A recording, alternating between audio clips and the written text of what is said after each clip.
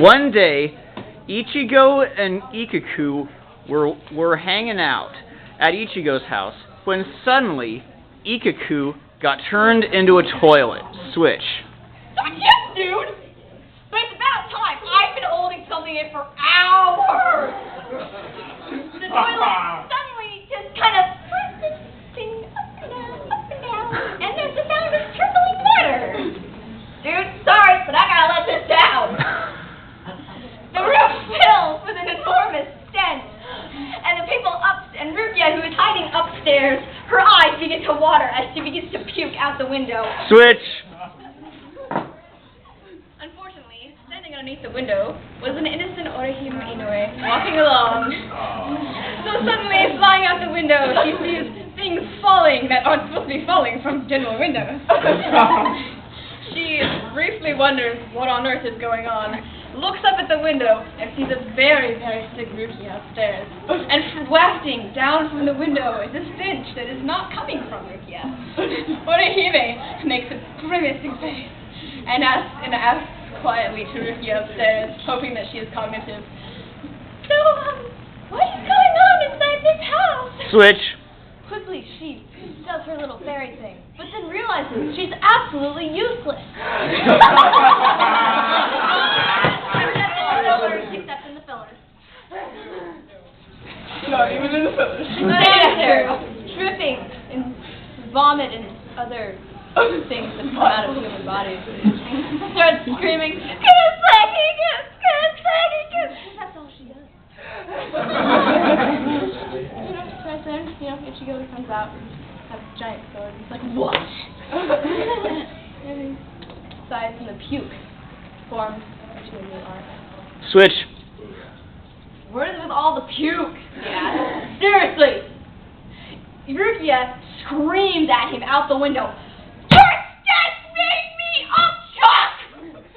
Now my problem, it's not my fault if our other toilet's broken. Rukia jumps out the window and clobbers him on the head. With Switch. a metal baseball bat. Well, it wouldn't be broken if you hadn't decided to take that trip into the sewer to go fight random people who were down there. I mean, really, who on earth goes into sewers to just go fight innocent little, what are they called? Hobos. No, not hobos. Hollows. That's right, the hollows. Innocent little hollows who aren't even doing anything except trying to keep the air down there clean. What is your problem? Well, I was bored, all right, and Ikkaku, and I don't even know. There is no reason for this. Switch. And in the shadows stood Ozan, menacingly chuckling, because obviously his plan had worked. What's that? And behind him stood all the Espada, because obviously this was invasion of Earthbound. Battle music started playing, and next thing you know, all the captains were there. They were standing above a giant replica. Switch. The time's now. It's time to battle, and it's time to decide what the fate of this world will be. Aizen comes out of his little hiding place wearing a Speedo. I'll tell you exactly what it's going to be. It is going to be a contest to see who is the best at the big gay dance. And so they all proceed to do as best as they can the big gay dance.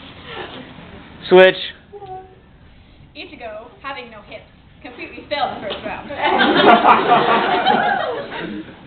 So, who else is there? Oh, Izuru, standing by and watching this whole thing from a rooftop, wondering if he should even get involved as a member of the, what are they called?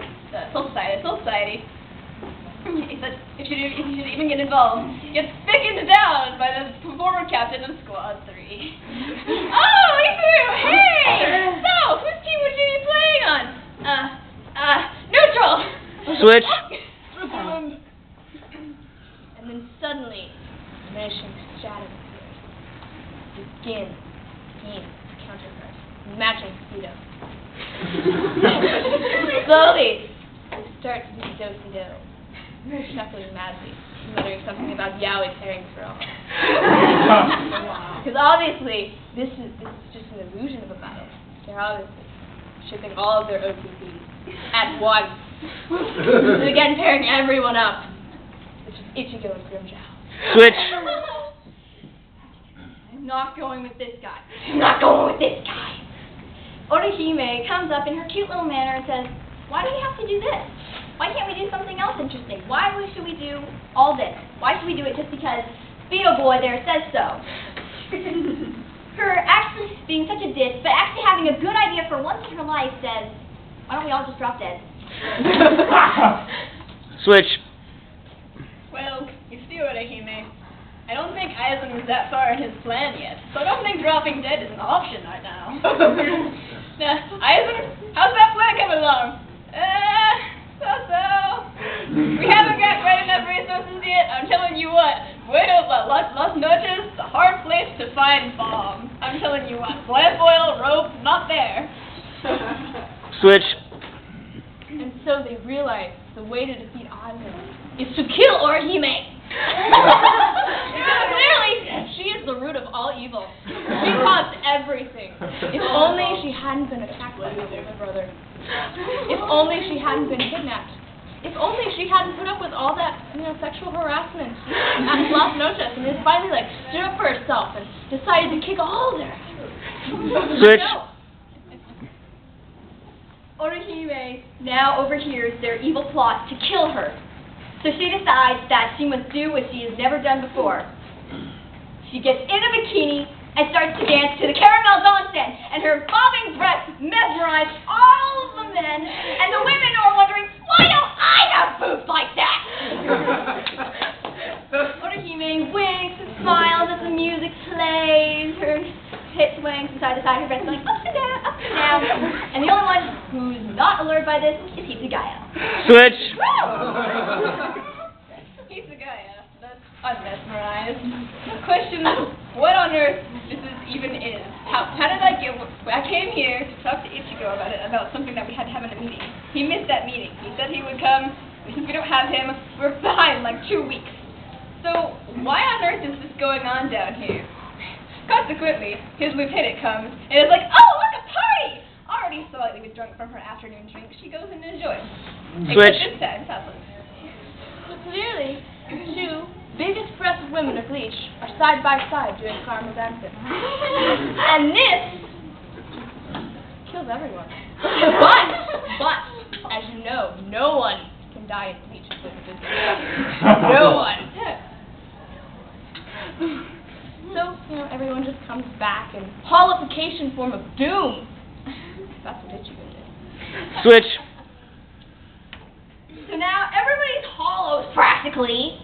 Nobody knows who's good, nobody knows who's bad, so it's basically the biggest bar fight in the history of anime, when suddenly a toilet walks up. And what does this toilet do? It opens its lid to Ichigo's surprise at 4 o'clock. And the stench fills the entire area. Hollows are jumping in the air, scrambling over each other, trying to get away from the horrible stench. Switch. Give it a good ending. And so, with all the hollows gone, and with all the bad guys dead, everyone lived happily ever after.